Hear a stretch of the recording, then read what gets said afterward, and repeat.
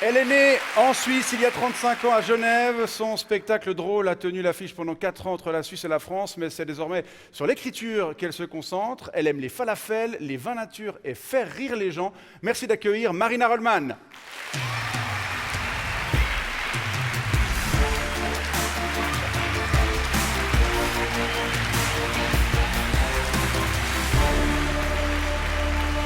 Bonsoir et merci d'avoir accepté notre invitation. Merci à vous. On vous arrache de la folie parisienne le temps d'une soirée à Montaix. Ah, monstre montait, quoi. Comment ça Dans va le théâtre qui est avenue du théâtre. Oui, c'est C'est vrai. bien fait, la vie. C'est vrai qu'il est à l'avenue du théâtre. Oui, on va aller, on ne se complique pas, on complique pas la tâche. Vous signez une nouvelle érotique dans un recueil intitulé Désir, publié aux éditions de l'Iconoclaste. 6 romancières ou humoristes qui partagent leur intime et griffonnent le désir féminin autrement. Marina Rollman, qu'est-ce qu'il serait grand temps de déconstruire, nom de bleu? Que les femmes ont du désir, que les hommes peuvent être objets de désir, que les femmes peuvent être chasseuses, que tout ça pourrait se faire en rigolant aussi un peu, je crois. Et puis que quoi? Il y a un dénominateur commun entre les 6 nouvelles, un peu dans cette... Mais je crois qu'il y a de ça. Il y a cette idée que si on retourne un peu ça, être objet de désir. Voilà, on nous a beaucoup sociabilisé, Oui, les nanas, on nous a femme. beaucoup éduqués à dire ah, il faut être jolie, il faut être désirable, il faut être machin. Et finalement, l'idée qu'on retourne ça et qu'on peut peut-être nous un peu mater. Les et hommes puis peuvent aussi être objets de désir. Voilà, exactement. Je trouve que c'est très agréable, je trouve que ça libère les nanas et je pense que ça fait du bien aux hommes aussi. De se dire, ah, peut-être je suis regardée, oui, d'accord, très bien, peut-être qu'il me va bien ce petit polo. Votre nouvelle, elle raconte une soirée dont tout le monde ici se souvient, j'en suis certain. C'était le 28 juin 2021. Qu'est-ce qui s'est passé ce soir-là? Et voilà, vous ne l'avez pas. Le 8e de finale de la Coupe de l'Europe de football, où la Suisse bat la France. Hein, vous vous souvenez cette fois? Ah ouais, voilà. Évidemment qu'on s'en souvient. Vous êtes à Paris ce soir-là, entouré de Parisiens, dont un qui vous snobe un peu. Et ça m'agace énormément. Et Alors, ensuite évidemment, je viens à cette soirée avec mon petit maillot et je me dis que bah voilà, je vais Vous allez vous garder faire- la tête haute pendant cette espèce de royer, quoi. Et en fait, pas du tout. Il y a ce retournement de situation qui fait que déjà, à la base, c'est rigolo d'humilier un peu les Français. Si en plus, on est en infériorité numérique et sur leur terrain et qu'on est devant un mec qui fait un peu le malin à la base, c'est l'histoire de ça. C'est l'histoire d'un ça- mec qui m'agace parce qu'il ne rit pas. Et je pense que je suis quelqu'un de relativement rigolo. Et j'ai beaucoup de mal avec les hommes qui sont drôles, mais qui ont du mal à rire. Je trouve Ouais. qu'il y a un truc de la conquête, de l'ordre de quelqu'un qui veut être mais pas recevoir, ça m'énerve. Mais ça crée une forme de désir chez vous. Bah oui, du coup, il y a un truc à conquérir, quoi. Il y a un truc, je vais le faire marrer, lui. Ou alors Alors- je vais le voir à poil, je sais pas, mais il va se passer un truc, quoi. On lit ce texte comme on vous écoute parler, ça va très vite, ça pétille, vous nous tirez en avant, vous nous faites rire. Et d'ailleurs, vous venez de l'évoquer, sexe et humour riment parfois difficilement. Pour quelle raison?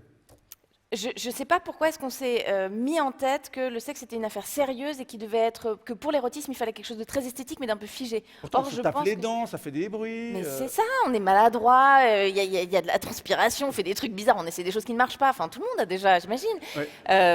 Et de Et, ça, et de ça, je trouve très étonnant qu'on veuille être des sculptures figées. Je ne crois pas qu'il y ait de plaisir, surtout pour les femmes. Je ne crois pas qu'il y ait de plaisir à partir du moment où on se dit, mais en fait, j'ai eu cette conversation 1000 fois avec des copines. Ah non, mais je peux pas être comme ça parce que mes seins ils sont comme ça. Personne va s'amuser. Vraiment, si on est en train de penser à ça, personne ne va s'amuser. Je pense que Roger Federer, il s'est jamais posé la question de la tête qu'il faisait quand il servait. Tu vois, il sert. Non mais c'est vrai, tu vois. c'est vrai. Et à un moment donné, s'il faut faire les choses bien, il faut être d'accord de faire un peu n'importe quoi. Et il y a cette phrase de vous, hein, les mecs peinent à rire sont des peines à jouir. Si là on parle des mecs. Vous observez une carence de détente chez certains hommes, c'est ça? Je pense que Ça ça vient vient d'où, du. ça Mais je pense qu'il y a une pression à être homme. Quand on parle de féminisme et de patriarcat, j'ai toujours l'impression qu'on tape sur les gars et qu'on dit oh là là, c'est vous qui nous enfermez, etc. Je pense que le patriarcat a des effets négatifs sur les filles et sur les mecs. Je pense que c'est très dur d'être un homme qui doit assurer, performer dans la sexualité, être très viril, etc. Et donc je pense que l'idée de ne pas rire et de faire rire, ça participe de ce truc de c'est moi qui dois amener le savoir, le rire, le machin. Et Donc qu'en fait, message à tous les hommes, tous les mâles qui nous regardent, les gars, parce qu'on peut être un peu passif du rire ou ou pas que. voilà, ou pas que. On va continuer à parler d'écriture, de votre parcours et de vos projets, mais d'abord on découvre votre portrait, il est signé Aurélie Cutat. Super. Marina Rollman est très parfaite, très gentille, très déconstruite et incroyablement inspirante. Non mais il n'y a pas plus susceptible que les humoristes. Je suis sûre d'avance que je vais la froisser et qu'elle va m'attendre en bas de chez moi avec une fourchette à fondue. Marina Rollman, c'est l'humoriste romande qui s'exporte le mieux. Oh non mais là je viens de fâcher Yann Marguet. Elle a marqué la scène du stand-up des 10 dernières années. Ah oui, elle a commencé tôt. Elle se retrouve en 1995 dans les bras de Jane Birkin dans Noir comme le souvenir, où elle joue la petite sœur d'un enfant mort. Cool. Sous la direction d'un Jean-Pierre Mocky complètement à la masse. Marina Rollman, c'est un petit miracle, parce que franchement, ado, on n'aurait pas misé cher sur sa Je tête. ne vois pas trop comme ça, mais il y a quelques années, j'étais une grosse racaille. Elle sèche les cours, elle envoie chier le système scolaire, mais grâce à la rectitude du collège Champitet et de son internat, et aussi parce que sa famille a les moyens, elle retrouve la bonne voie. C'est un peu rassurant de savoir qu'on va pouvoir entrer dans les écoles qu'on vise, parce qu'on a une certaine formation ici. Architecture, lettres classiques. Niveau études, pour elle, c'est plus intéressant de commencer que de finir. Et ce sont les sketchs d'un Américain qui vont changer sa vie. Jerry Seinfeld. Son école à elle, c'est peut-être l'école du rire. Et c'est parti pour 10 ans de scène, en passant par l'Olympia ou le Gland Comedy Club. Les portes s'ouvrent. Elle devient pote avec Nagui. Pour ce qui est de s'intéresser à son petit voisin suisse, un petit peu chiant mais pas méchant, là, il n'y a plus personne. Des grosses radios qui ne l'empêcheront pas de dire ce qu'elle veut et de temps en temps de se foutre à poil pour une votation.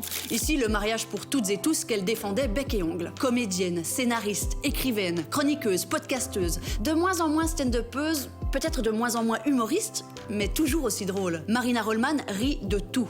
Et surtout de ses ratés, de ses années de dépression, de ses fails au pieu. Ah oui, le huc, comme elle dit. Elle aime bien en parler. Et elle vient de signer dans ce recueil une nouvelle qui parle de cul et de foot. Et chez Marina Rollman, le huc est un peu le centre de son œuvre, si vous voulez ma fine analyse. Et ça a commencé tôt. Je suis pas seulement humoriste, je fais aussi des imitations. Un film pornographique japonais avec un dauphin, très bien, c'est précis, mais je vais le faire.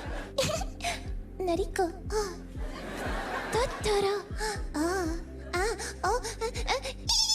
Marina Rollman, vous avez renoncé à la scène depuis l'année passée. Mais comment survit une humoriste sans les rires de son public ? Question posée par Aurélie. Les rires de votre public, ça vous manque pas? Ah, je suis en chute libre là depuis 1 an et quelques. hein. Ah. C'est une catastrophe, ouais. Ça Donc, en va fait, pas vous du dites, tout. Oui, j'arrête tout. En fait, non, c'est une cata. Non, Ça non, va, il va ça falloir va. remonter un jour. Non, bah, vous le voyez chaque plus semaine, mais enfin, vous en avez besoin aussi. Absolument, c'est de la drogue. Marina Rollman, je vous présente Tommy Kung, réalisateur suisse de cinéma, monsieur Kung. enfin de cinéma suisse, Réalisateur suisse de cinéma suisse. et scénariste. J'écris tous mes scénarios moi-même. Par exemple, celui de mon dernier projet, Die déprimierender Männer. Ça veut dire les hommes déprimants. C'est l'histoire d'hommes qui dépriment des femmes et qui baissent pas. Vous collaborez jamais avec des scénaristes? Non, parce qu'en Suisse, il y a très peu de scénaristes. Parce qu'on n'apprend pas ce métier dans les écoles. Parce que le scénario, c'est pas très important dans les films. Ok. Vous, Marina, vous êtes partie à Paris parce que c'est difficile de mener une carrière de scénariste en Suisse? Moi, j'aime bien les challenges de toute façon, donc je pense qu'il y a des excellents scénaristes en Suisse, et peut-être comme il y en a un peu moins, peut-être même qui travaillent plus que les scénaristes français. Parce qu'il y a beaucoup de scénaristes français dont la vie consiste à être dans un café et dire « Ah non, mais je suis sur plein de projets Sur un en ce gros moment. projet, là. » Et ils écrivent pas des masses. Mais c'est peut-être moins révéré en Suisse. C'est votre métier, scénariste. Je crois, j'essaye, ouais. Comment concrètement, ça veut dire, vous notez vos heures ou C'est ça, exactement. vous allez dans un café, vous dites Exactement. schlink. Je me fais payer que en cappuccino. Travaillez avec Fade In, Avec Fade In. Féline, c'est un un logiciel, logiciel de scénariste. qu'on utilise pour les sketchs de 52 minutes. Ah en effet. bon Oui, absolument. Ah non. Final Draft. Moi, il y a plein Final d'autres Draft, trucs. oui, bon. absolument, Ça, c'est un oui, petit peu oui. du jargon, peut-être qui intéresse pas le grand public, Voilà. monsieur Kung. Mais en gros, comment Moi, vous ça travaillez? m'intéresse. Vous travaillez par projet, on vous engage pour développer une série pour... En fait, le scénario, généralement, il n'y a pas qu'une personne qui s'y attelle et il y a plein de gens à des stades différents. C'est-à-dire que parfois, une idée va être développée par une personne, puis réécrite par une autre, et enfin un peu polichée par une dernière. Et moi, j'interviens à différents moments et j'essaie de faire mes propres projets, mais ça, c'est encore un autre sujet. Ouais, ouais. Mais c'est un travail d'équipe, en fait, le scénario. C'est très rare qu'il y ait qu'une personne aux manettes. Tout ça se passe à Paris, vous fréquentez le monde du show business, vous êtes quelques romans d'ailleurs à oser vous y aventurer. C'est un milieu plus compétitif, évidemment, mais aussi un peu plus excitant que son équivalent roman, non?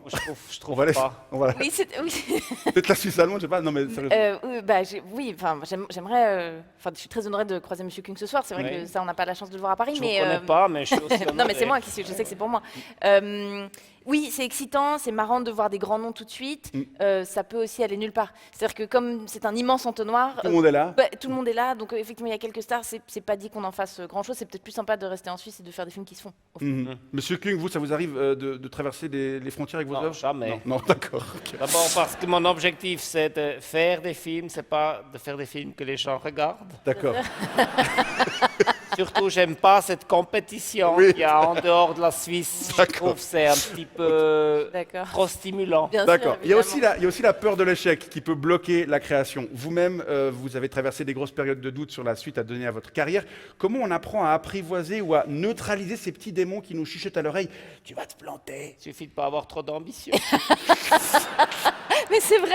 oui. À part ça, il faut être dans le présent, c'est-à-dire un pied devant l'autre. Ouais. Arriver à finir ce scénario, ça ne veut pas dire qu'il se fasse ou qu'une grande star y soit attachée ou voilà. Donc, je pense que en fait, voilà, le piège, c'est de commencer à 20 ans, de regarder les fiches Wikipédia des gens qu'on admire et de dire bon, je dois être là à 30 ans. Je suis plus vieille. Ouais, c'est une Ouais. bêtise. Ça, c'est une bêtise. Les fiches quoi? Les Wikipédia. Wikipédia. Non, vous ne- Les chemins pour produire et réaliser des projets sont, comme vous le dites, souvent longs et Très semés de mines. Mais si demain vous aviez des financements genre Marina, open bar, tu fais ce que tu veux, théâtre ou cinéma, en gros, ça parlerait de quoi ce projet? J'avais fait un podcast avec Combini et Deezer. Quoi Un podcast. On va revenir sur Wikipédia, en plus vous n'allez pas On aimer. vous expliquera après tout ça. Où il était question à chaque épisode de prendre un article Wikipédia fascinant avec une histoire que les gens ne connaissent pas. Et il y en a un qui traitait de 2 pirates, femmes au, j'ai envie de dire, 16e siècle, qui se sont toutes les deux déguisées en hommes pour embarquer sur des bateaux et avoir cette carrière de pirate, qui sont ensuite tombées amoureuses l'une de l'autre, toutes les deux déguisées en hommes. Donc il y en a une qui a fait sa déclaration en disant bah ça peut être compliqué parce que je vais dire moi en tant que garçon à un garçon que je suis amoureux, et la l'autre s'est désapée et a dit mais non mais moi aussi je suis une fille, c'était pour rigoler, et elles sont tombées amoureuses et voilà. Et je trouve que c'est une histoire d'amour extraordinaire. C'est vrai De qu'il faire de la piraterie lesbienne, Ouais. déguisée. Enfin, il y en a une des deux qui avait épousé Rackham le Rouge. Enfin, je trouve que c'est Qui incroyable. pour le casting? Qui pour le casting Casey Motéclin quelque part. Oui. On va le Ouais. mettre Oui, oui, bien peut-être sûr. en mari trompé d'une des Oui. pirates. Et puis Vincent Cuchol. sinon, Vincent Cuchol, Ouais, bien oui, il est évidemment, pas mal, il comme se débrouille pas mal. capitaine du bateau. Ouais. Et, Ah, capitaine, évidemment. C'est déjà pas mal. Est-ce qu'il y a du cul? Ouais, il y a- il y a du- Parce que Vincent Cuchol, il fait que les films où il y a du cul. C'est vrai. D'accord.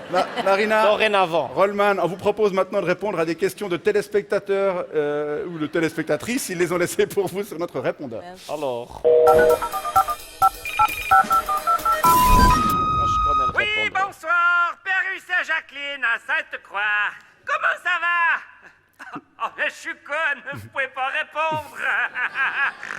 Non, c'était pour rigoler, mais bon, c'est vrai, c'est pas vraiment mon métier. Alors que vous, oui, d'où ma demande, est-ce que vous pourriez nous raconter votre meilleur gag? Merci d'avance. Merci à vous, Jacqueline. C'est une blague de niche, mais moi, elle me plaît beaucoup.